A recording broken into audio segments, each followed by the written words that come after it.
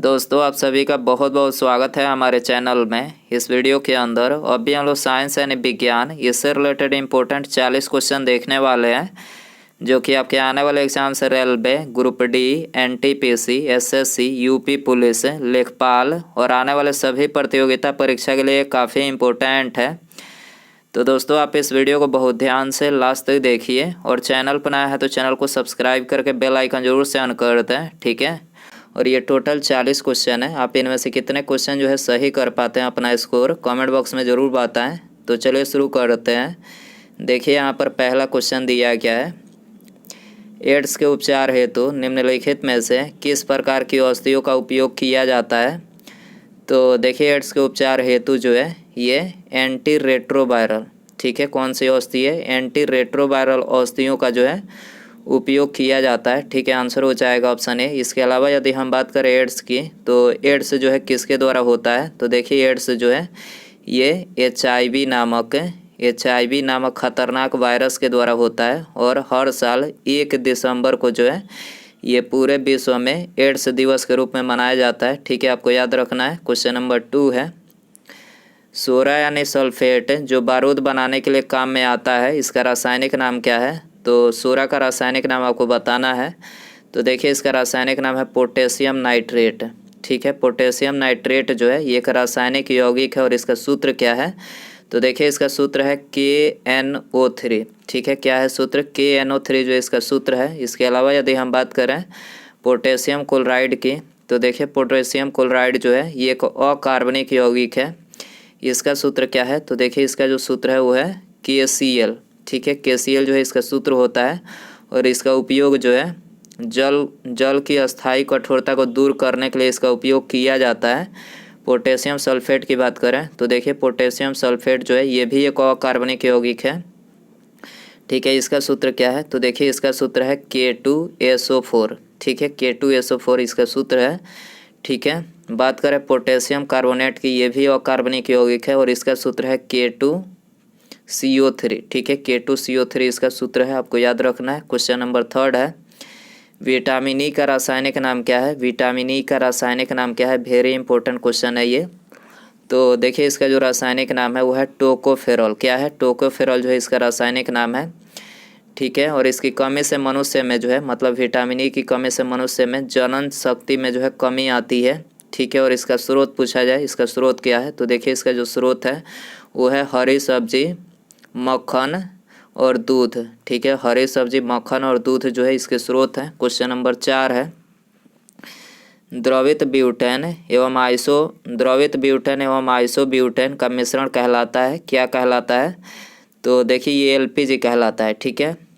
द्रवित ब्यूटेन एवं आइसोब्यूटेन का मिश्रण क्या कहलाता है, LPG कहलाता है, ठीक है। और इसे LPG को ये रसोई गैस के रूप में भी जाना जाता है। इसका फुल फॉर्म पूछा जाए, इसका फुल फॉर्म क्या होता है, तो देखिए इसका फुल फॉर्म होता है लिक्विफाइड पेट्रोलियम गैस, ठीक है। लिक्विफाइड पेट्रोलियम गैस जो है इसका सूत्र होता है। क्वेश्चन नंबर 5 है, खगोलीय पिंडों का अवलोकन करने के लिए प्रयोग में लाया जाने वाला यंत्र है। तो खगोलीय पिंडों को किसके द्वारा जो है पता लगाया जाता है, मतलब अवलोकन किया जाता है, तो टेलीस्कोप के द्वारा। आपको याद रखना है किसके द्वारा, टेलीस्कोप के द्वारा, ठीक है। आंसर हो जाएगा ऑप्शन ए। क्वेश्चन नंबर 6 है, ओजोन परत का कार्य क्या है। आपको बताना है कि ओजोन परत का क्या कार्य है। तो देखिए इसका जो कार्य है वो है यह सूर्य की हानिप्रद पराबैंगनी किरणों को फिल्टर करती है, ठीक है। ओजोन परत जो है यह सूर्य की हानिप्रद जो मतलब हानिकारक जो मतलब किरणें आती है उससे जो है फिल्टर करके पृथ्वी पर भेजती है। तो इसके किसका कार्य होता है, ओजोन परत का कार्य होता है। क्रायोलाइट किस धातु का अयस्क है, वेरी इंपॉर्टेंट क्वेश्चन है। क्रायोलाइट किस धातु का अयस्क है, तो ये एल्युमिनियम का अयस्क है। आपको याद रखना है किसका अयस्क है, एल्युमिनियम का। आंसर हो जाएगा डी। क्वेश्चन नंबर 8 है, बिजली घर से सप्लाई की जाने वाली वोल्टता को स्थिर करने के लिए प्रयोग में लाई जाने वाली युक्ति है। तो प्रयोग में लाई जाने वाली युक्ति कौन सी है, तो वो है ट्रांसफार्मर, ठीक है। याद रखना है क्या है, ट्रांसफार्मर है। आंसर हो जाएगा ऑप्शन बी। क्वेश्चन नंबर 9 है, अल्जाइमर रोग में मानव शरीर का कौन सा अंग प्रभावित होता है। तो अल्जाइमर रोग में मानव शरीर का जो है मस्तिष्क प्रभावित होता है, ठीक है। आंसर हो जाएगा बी। इसके अलावा यदि हम बात करें मस्तिष्क की, तो देखिए मस्तिष्क का सबसे बड़ा हिस्सा पूछा जाए कौन सा होता है, तो सबसे बड़ा जो हिस्सा होता है वो होता है सेरेब्रम। सेरेब्रम जो है सबसे बड़ा हिस्सा होता है। और मनुष्य के मस्तिष्क का वजन पूछा जाता है एग्जाम में, बहुत बार ये क्वेश्चन पूछा गया है। ठीक है, एक दिन हमने पोल डाला था हृदय के वजन का, तो आप लोगों ने काफ़ी जो है उसका गलत आंसर दिया था। 1400 ग्राम बता रहे थे हृदय का वजन का, तो आप लोग कंफ्यूज थे। तो ये मस्तिष्क का जो वजन होता है वो होता है 1400 ग्राम। ठीक है, किसका होता है? 1400 ग्राम होता है। ठीक है, और हृदय का जो हमने पूछा था उसका लगभग 300 होता है। ठीक है, 300 ग्राम होता है। महिलाओं को देखा जाए तो महिलाओं में 250 से 300 ग्राम महिलाओं का जो है हृदय का वजन होता है। और पुरुषों का जो होता है तो पुरुषों का 300 से 350 के बीच में होता है। ठीक है, तो आपको इन दोनों में कंफ्यूज नहीं होना है। मस्तिष्क में 1400 ग्राम का होता है। ठीक है, और हृदय पूछा जाए तो 300 ग्राम का। ठीक है, क्वेश्चन नंबर 10 है, गन मेटल किसकी मिश्र धातु है? गन मेटल किसकी मिश्र धातु है? तो तांबा, टीन और जिंक की मिश्र धातु है। आंसर हो जाएगा डी। क्वेश्चन नंबर 11 है, उन शराब तराश्तियों में जिनके परिणाम स्वरूप अंधता आदि होती है हानिकारक पदार्थ है, तो उस पदार्थ का नाम क्या है? Methyl alcohol. ठीक है, याद रखना है आपको क्या है? मेथिल अल्कोहल है। आंसर हो जाएगा डी। दोस्तों, यदि आपको वीडियो पसंद आ रहा है तो प्लीज़ वीडियो को लाइक ज़रूर करें। ठीक है, और यदि आपके कोई दोस्त गवर्नमेंट एग्ज़ाम की तैयारी माने इन चीज़ों की तैयारी कर रहा है तो उनको भी ये वीडियो शेयर ज़रूर करिएगा। ठीक है, और चैनल पर आया है तो चैनल को सब्सक्राइब करके बेल आइकन ज़रूर से ऑन कर दें। और बेल आइकन ऑन करना इसलिए ज़रूरी है ताकि जब भी मैं कोई न्यू वीडियो अपलोड करूं उसका नोटिफिकेशन जो है आपको मिल सके। ठीक है, बेल आइकन ऑन रखिएगा तभी जो है आपको नोटिफिकेशन मिलेगा, तो बेल आइकन ऑन कर लीजिएगा। अगला क्वेश्चन देखते हैं, विद्युत चुंबक बनाने के लिए समांतर किस धातु का प्रयोग किया जाता है? वेरी इंपॉर्टेंट ये क्वेश्चन है। विद्युत चुंबक बनाने के लिए किस धातु का प्रयोग किया जाता है? तो लोहा का जो है प्रयोग किया जाता है। आंसर हो जाएगा सी। क्वेश्चन नंबर 13 है, विद्युत धारा को मापने के लिए काम में आने वाले उपकरण का नाम क्या है? तो विद्युत धारा किसके द्वारा मापा जाता है?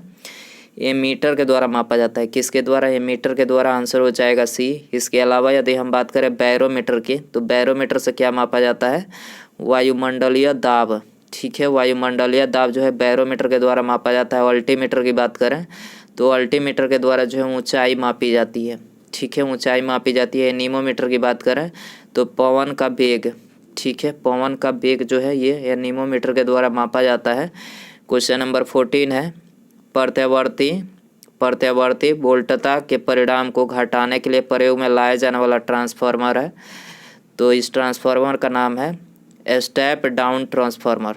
ठीक है, स्टेप डाउन ट्रांसफार्मर जो है प्रत्यावर्ती वोल्टता के परिणाम को घटाने के लिए प्रयोग में लाया जाता है। आंसर हो जाएगा बी। क्वेश्चन नंबर 15 है, उस विद्युत धारा को जो नियत समय पर अंतराल के बाद अपनी दिशा बदल लेती है कहा जाता है? क्या कहा जाता है इसको? तो देखिए इसको बोला जाता है प्रत्यावर्ती धारा। ठीक है, आंसर हो जाएगा सी। क्वेश्चन नंबर 16 है, कंप्यूटर में किसी शब्द की लंबाई किससे मापी जाती है? कंप्यूटर में किसी शब्द की लंबाई किससे मापी जाती है? तो ये बिट्स से मापी जाती है। याद रखना है आपको। आंसर हो जाएगा डी। क्वेश्चन नंबर 17 है, सीमेंट में सेटिंग के समय को नियंत्रित करने के लिए मिलाया जाता है। क्या मिलाया जाता है सेटिंग के समय को नियंत्रित करने के लिए? तो उसमें मिलाया जाता है जिप्सम। आपको याद रखना है क्या मिलाया जाता है? जिप्सम मिलाया जाता है। आंसर हो जाएगा ये। क्वेश्चन नंबर 18 है, लार ग्रंथियों के द्वारा निम्नलिखित में से कौन सा एंजाइम उत्पादित होता है? लार ग्रंथियों के द्वारा कौन सा एंजाइम उत्पादित होता है?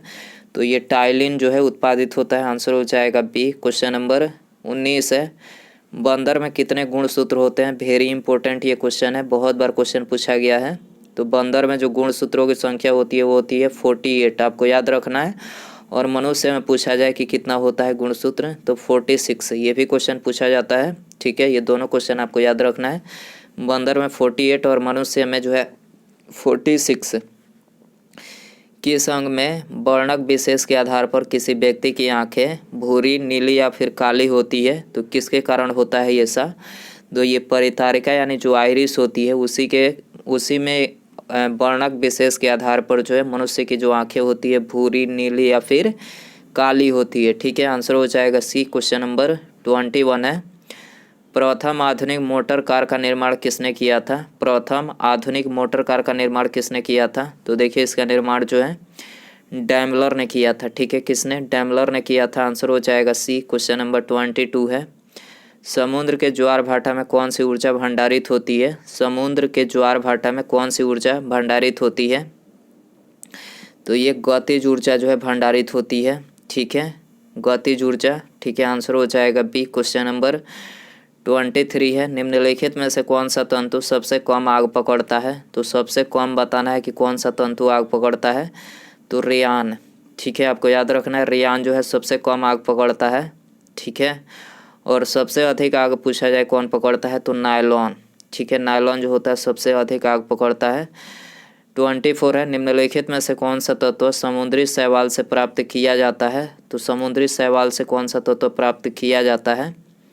आयोडीन प्राप्त किया जाता है। ठीक है, याद रखना है क्या? आयोडीन प्राप्त किया जाता है। आंसर हो जाएगा डी। 25 है, डेंगू ज्वर का कारण है। तो डेंगू ज्वर किसके कारण से होता है? तो ये होता है वायरस के कारण से। आपको याद रखना है किसके कारण से? वायरस के कारण से। आंसर हो जाएगा डी। क्वेश्चन नंबर 26 है, थैलासीमिया एक आनुवांशिक बीमारी है, यह किसको प्रभावित करती है? Very important question. थैलासीमिया एक आनुवांशिक बीमारी है, किसको प्रभावित करती है? तो रुधिर यानी ब्लड को प्रभावित करती है। आपको याद रखना है किसको? रुधिर यानी ब्लड को जो है प्रभावित करती है। सोडा वाटर क्या है? Very important question. Soda water क्या है? तो ये एक बिलियन है। याद रखना है आपको क्या है? एक बिलियन है। आंसर हो जाएगा डी। क्वेश्चन नंबर 28 है, नमक किस खनिज से उत्पन्न होता है? नमक जो होता है वो किस खनिज से उत्पन्न होता है? तो ये हैलाइट खनिज से उत्पन्न होता है। ठीक है, आंसर हो जाएगा डी। क्वेश्चन नंबर 29 है, कौन सा उर्वरक तनु सल्फ्यूरिक एसिड के साथ अमोनिया गैस संसावित करने को तैयार किया जाता है?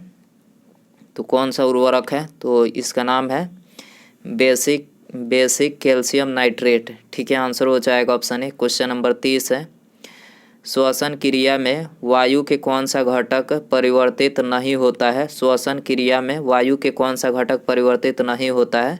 तो नाइट्रोजन जो है परिवर्तित नहीं होता है। आंसर हो जाएगा डी। ठीक है, क्वेश्चन नंबर 31 है, कौन सा एक प्रकृति में अनुचुंबकीय है? निम्नलिखित में से कौन सा एक प्रकृति में अनुचुंबकीय है? तो ऑक्सीजन जो है अनुचुंबकीय है। ठीक है, आंसर हो जाएगा सी। अम्लीय विलयन में डुबाए जाने पर नीला लिटमस पेपर का रंग कैसा हो जाता है? तो नीला लिटमस पेपर का जो रंग हो जाता है वो लाल हो जाता है। याद रखना है आपको, लाल हो जाता है। आंसर हो जाएगा ये। क्वेश्चन नंबर 33 है, माइका यानी अभ्रक किस काम में लाई जाती है? माइका यानी अभ्रक किस काम में लाई जाती है? तो ये विद्युत उद्योग में जो है इसको मतलब प्रयोग में लाया जाता है। आंसर हो जाएगा बी। क्वेश्चन नंबर 34 है, निम्नलिखित में से कौन सा जीवाश्म ईंधन यानी फॉसिल फ्यूल का एक उदाहरण है? कौन सा जीवाश्म ईंधन यानी फॉसिल फ्यूल का एक उदाहरण है? तो ये है कोयला गैस। ठीक है, याद रखना है कोयला गैस। आंसर हो जाएगा सी।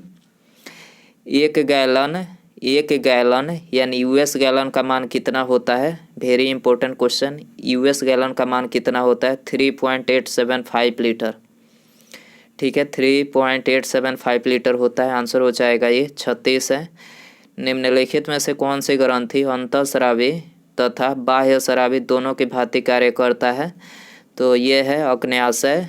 ठीक है, अग्न्याशय यानी पैंक्रियाज जो है ये अंतःस्रावी तथा बाह्य स्रावी दोनों की भांति कार्य करता है। आंसर हो जाएगा बी। क्वेश्चन नंबर 37 है, पल्मोनरी शिरा निम्नलिखित रक्त का संचार करती है? पल्मोनरी शिरा निम्नलिखित रक्त का संचार करती है? तो ये हृदय से शुद्ध रक्त का संचार करती है। आंसर हो जाएगा ये। क्वेश्चन नंबर 38 है, निम्नलिखित में से किस प्राणी का जीवन अवधि सबसे अधिक मतलब लंबी होती है?